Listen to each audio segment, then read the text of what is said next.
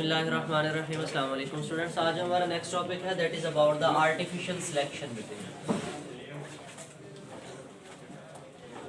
Artificial selection this is also called बेटे selective breeding. Selective breeding. Long question पूछा जाता है आपसे, इंपॉर्टेंट लॉन्ग क्वेश्चन है इस चैप्टर का कि व्हाट इज आर्टिफिशियल सिलेक्शन, क्योंकि हमने प्रीवियस लेक्चर जो डिस्कस किया था that was about the natural selection. किससे रिलेटेड था? उसमें हमने कहा था नेचर सिलेक्ट करती है। नेचर कि कौन सी, हमने दो टर्म्स यूज की थी, selected for, selected against. Selected for, selected against. Selected for की जो टर्मिनोलॉजी थी वो हमने यूज की थी उन प्रॉपर्टीज के लिए, उन ट्रेड्स के लिए जो हम अगली जनरेशन में भेज रहे थे, अगली जनरेशन में। और वो प्रॉपर्टीज, वो ट्रेड्स, वो खसूसियात, वो जीन्स जो फेवरेबल नहीं थे, अनफेवरेबल थे, उनको हमने अगली जनरेशंस में नहीं भेजा था। उनके बारे में हमने जो टर्मिनोलॉजी, जो वर्ड यूज किया था that was selected against. Selected against. जैसे हमने माइस की बात की थी, उसमें व्हाइट कलर का था, लाइट कलर का था और डार्क कलर का था। जो व्हाइट कलर का था वो खत्म हो गया था, यानी जो व्हाइट कलर स्किन कलर था उसका दैट वाज सिलेक्टेड अगेंस्ट, और जो डार्क ग्रे कलर था उसको हमने क्या किया था? Selected for. इसी तरह मौत का कलर था। लेकिन यहाँ पे जो टर्मिनोलॉजी है that is artificial selection, totally different है नेचुरल सिलेक्शन से। वो कहते हैं what is mean by artificial selection, इसका मतलब क्या? डेफिनेशन हम बताते हैं इसकी। It is the intentional breeding. बेटे क्या है ये? Intentional breeding. इंटेंशनल किसे कहते हैं? Intentions. Where are your intentions? Intentions किसे कहते हैं? जानबूझ के।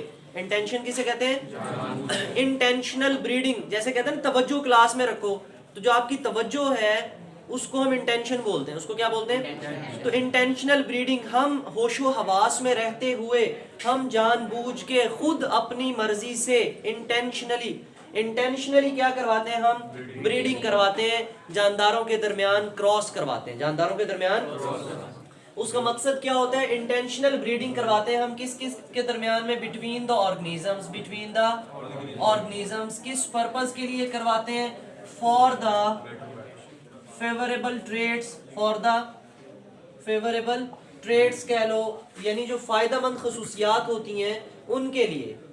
जो फायदेमंद खसूसियात होती हैं उन प्रॉपर्टीज को रिजर्व रखने के लिए, अगली जनरेशन में मुंतकिल करने के लिए हम जानबूझ के इंटेंशनल क्या करवाते हैं? ब्रीडिंग करवाते हैं। क्या करवाते हैं? इंटेंशनल ब्रीडिंग करवाते हैं बिटवीन द ऑर्गेनिजम्स। किस लिए? For the some favourable characters. For some, बात समझ आई? या हम जानबूझ की ब्रीडिंग सिर्फ फेवरेबल कैरेक्टर्स के लिए नहीं करवाते, इसलिए भी करवाते हैं कि जो अनफेवरेबल है वो आगे ना जाए, अनफेवरेबल है वो ट्रेड्स आगे ना जाए। पहला हमारा मकसद, पहला एम क्या है कि जो फेवरेबल ट्रेड्स हैं बेटे, क्या है? फेवरेबल ट्रेड्स हैं, वो हम सिलेक्ट कर लें, वो हम फेवरेबल जीन्स, फेवरेबल खसूसियात अगली नस्ल में लेके जाएं। और जो अनफेवरेबल ट्रेड्स हैं बेटे उनको हम क्या कर दें? सिलेक्टेड अगेंस्ट कर दें, उनको रोक दें, उनको कि वो खसूसियात अगली नस्ल में मुंतकिल ना हो। अब इसके बारे में थोड़ी सी इसकी हिस्ट्री है जो शॉर्ट क्वेश्चन में पूछी जाती है आपसे कि when and who give the idea या give the concept about the artificial selection. हम कहते हैं 11th सेंचुरी के अंदर पर्शियन साइंटिस्ट था अबू रेहान बेरूनी।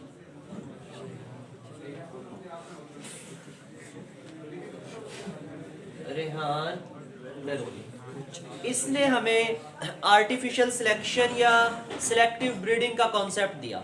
आर्टिफिशियल सिलेक्शन या सिलेक्टिव ब्रीडिंग का कॉन्सेप्ट दिया। उसके बाद हमारे पास जो चार्ल्स डार्विन आया, डार्विन ने क्या प्रेजेंट किया था? प्रीवियस लेक्चर्स में आपने पढ़ी थी उसकी थ्योरी डार्विन की। Evolution, father of evolution, evolution का फादर कहा जाता है इसको, फादर ऑफ एवोल्यूशन। कि इसने एवोल्यूशनरी जो थ्योरीज हैं वो किसने दी है हमें? डार्विन ने। तो डार्विन की थ्योरी किससे रिलेटेड थी? थ्योरी ऑफ स्पेशल क्रिएशन या नेचुरल सिलेक्शन? नेचुरल सिलेक्शन से रिलेटेड थी। किससे रिलेटेड थी? Natural selection. इसने कहा था नेचर सिलेक्ट करती है, फिटेस्ट फॉर द सर्वाइवल। जो जीन फिट होगा वो अगली नस्ल में जाएगा, जो फिट नहीं होगा वो अगली नस्ल में नहीं जाएगा। लेकिन यहाँ पे डार्विन ने भी ये बात कही हमें कि बहुत सी प्रॉपर्टीज ऐसी, उसने जानदारों में जब खसूसियात स्टडी की, उसने कहा बहुत सी प्रॉपर्टीज ऐसे हैं जो आप सिलेक्टिव ब्रीडिंग के जरिए अगली नस्लों में ले जा सकते हो, अगली नस्लों में ले जा सकते हो। फॉर एग्जांपल आपके पास जो है ना वो एक घोड़ा है बड़ी अच्छी नस्ल का, उसकी जो है ना वो आपको स्किन कलर बहुत अच्छा लगता है, आप चाहते हो वही स्किन कलर जो है वो आगे जाए। खासतौर पे कैट्स हैं, उनकी जो नस्ल है वो आपको बहुत अच्छी लगती है, डॉग्स की जो है ना वो वैरायटी आपको बहुत अच्छी लगती है, आप उसी को आगे कंटिन्यू करवाना चाहते हो। इसी तरह जो डोमेस्टिकेटेड एनिमल्स, खास तौर पे कौन से डोमेस्टिकेटेड घरेलू पालतू जानवर जो होते हैं, उनके बारे में ब्रीडिंग का कॉन्सेप्ट जो है वो इन्हीं दोनों ने जो है ना वो अराइज किया। पहले अबू रेहान बैरूनी ने इंट्रोड्यूस करवाया एंड देन चार्ल्स डार्विन ने कहा हाँ ठीक है ओके जाने दो, ठीक है। अब इसके ऊपर जो है वो उन्होंने कहा जो डोमेस्टिकेटेड एनिमल्स हैं चाहे प्लांट्स हैं, डोमेस्टिकेटेड एनिमल्स हैं या प्लांट्स हैं, हम उनकी वैरायटीज बना सकते हैं, हम उनकी वैरायटीज बना सकते हैं। फॉर एग्जाम्पल आपकी बुक में जो है ना वो एनिमल्स के बारे में हम डिस्कस कर लेते हैं कि अगर हम सिलेक्टिव ब्रीडिंग एनिमल्स के बारे में करें, किसके बारे में देखें, एनिमल्स के बारे में, तो जो हम ब्रीड करवाते हैं क्या करवाते हैं, आपने हाइब्रिड का नाम सुना है? yes, कि ये जो है ना अक्सर अब जो टर्मिनोलॉजीज एग्रीकल्चर में टर्मिनोलॉजी यूज होती है, ये जो है ना ये बीज हाइब्रिड है, ये हाइब्रिड बीज है, ये हाइब्रिड नस्ल है। इसी तरह आपने देखा होगा कि हम चलो घर में चिली आती है, मर्च खाने की आती है, कहते नहीं हाइब्रिड मर्च है, टर्म यूज होती है नहीं होती, हाइब्रिड मीन क्रॉस है, मिक्स है, ये क्या है।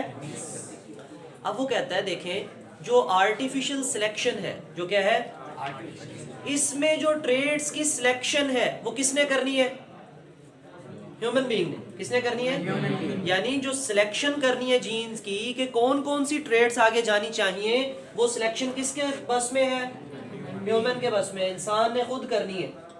ये कौन सी सिलेक्शन की बात कर रहे हैं, आर्टिफिशियल सिलेक्शन में कौन रोल प्ले करेगा, इंसान अपना रोल प्ले करेगा, अपना दिमाग लगाएगा और देखेगा कि ये खसूसियात अगली नस्ल में जानी चाहिए, तो फलां फलां नस्ल के जानवरों का आपस में क्रॉस करवाते हैं, जो नेक्स्ट जो ऑर्गेनिज्म प्रोड्यूस होगा उसमें ये खसूसियात आएंगी।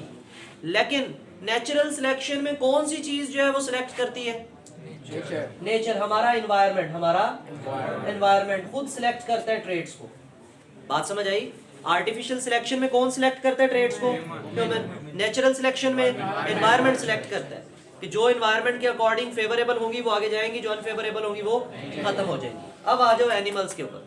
वो कहता है आप देखते हो रोजमर्रा जिंदगी में इवन के मुर्गियों की आप जो है ना वो वैरायटीज ले लो, ठीक है, उनमें आपने देखा होगा ये जो ब्रायलर है, मुर्गी होती है ना जो गोश्त के लिए हम खाते हैं, अच्छा इन्हीं की नस्ल एक और भी होती है जो अंडे देते हैं, इसी की वो देसी मुर्गियां आपने देखी होंगी जो देहात के अंदर होती हैं, वो पकड़ी भी नहीं जाती हैं, ऑस्ट्रेलियन। अब तो बड़ा जो है ना इनका एक वैरायटीज के हवाले से पूरा मौजूद है। आप देखो ना मार्केट में जाओ मुर्गियां लेने, तो उन्होंने अलग-अलग खुडे में बंद की होती हैं कि अलग-अलग पिंजरे में चलो कह लो, उसमें बंद की होती हैं कि आपने कौन सी लेनी है, उन नस्लों के नाम भी रखे हुए उन्होंने, तो बड़ी वैरायटीज हैं।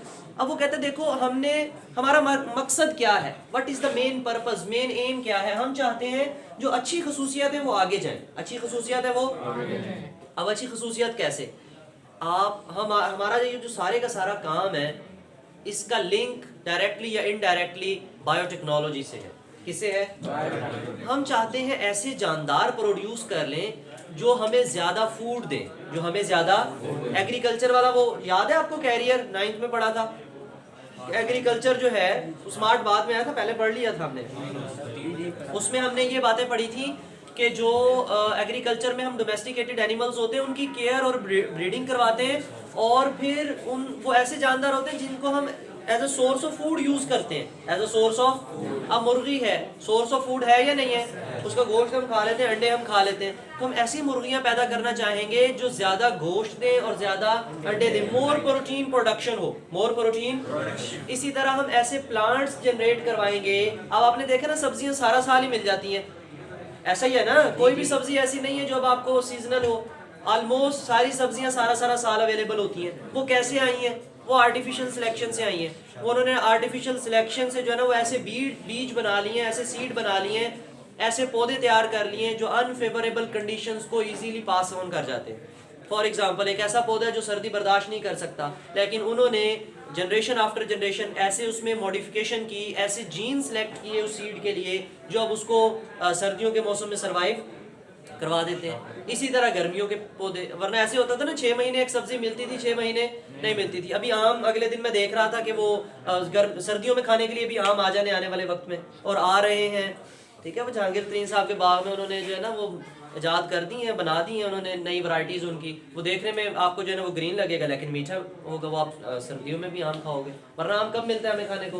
गर्मियों में मिलता है। तो देखें ये सारी की सारी आर्टिफिशियल सिलेक्शन पे जा रही है कहानी, और ये सारी की सारा कनेक्शन ये बायोटेक्नोलॉजी का टॉपिक है, ठीक है, वहाँ पे भी हम ये सारी चीज़ें डिस्कस करेंगे। अब वापस आ जाए बेटे, हम एनिमल्स की बात करें तो एनिमल से हम ज़्यादा प्रोटीन लेना चाहते हैं, हम ज़्यादा दूध लेना चाहते हैं। बड़े जानवर हैं, गाय भैंस बकरी है, तो उनसे हम ज़्यादा गोश्त लेना चाहते हैं, ज़्यादा दूध लेना चाहते हैं। तो ऐसे एनिमल्स जिनकी हम ब्रीडिंग के लिए सिलेक्शन करते हैं उनको हम बेटे the breed animals are called breeds. The breed animals are called breeds. ये शॉर्ट क्वेश्चन आपसे पूछा जाता है, What are breeds? What are breeds? The breed animals, वो एनिमल्स जो ब्रीडिंग के लिए सिलेक्ट करो, ये जिनकी ब्रीडिंग करवा दो, जिनकी ब्रीडिंग, कौन सी ब्रीडिंग? नस्ल कशी, अगली नस्ल बनवा दो उनकी अपनी मर्जी से, वो क्या कहलाते हैं? एनिमल्स, ब्रीड्स कहलाते हैं। क्या कहलाते हैं? अब आपके पास ये नीचे मुर्गियों की ना डायग्राम के साथ उनके नाम भी होंगे, तो ये सारे के सारे क्या हैं? ब्रीड्स हैं। ये सारे के सारे क्या हैं? ब्रीड्स हैं। इसी तरह एक और शॉर्ट क्वेश्चन पूछा जाता है, वो प्लांट से रिलेटेड है बेटे। The breed plants are called cultivars या varieties। कल्टीवार्स भी हम इन्हें बोलते हैं और वैरायटीज भी बोलते हैं, यानी ऐसे पौधे जिनकी हमने ब्रीडिंग करवा दी हो, जिनकी ब्रीडिंग अपनी मर्जी के अगली नई नस्ल के पौधे बनवा लिए हो, उनका नाम क्या रख देते हैं? कल्टीवार्स या वैरायटीज। आपसे ये शॉर्ट क्वेश्चन पूछा जाता है, differentiate between breeds and cultivars. Breeds and cultivars.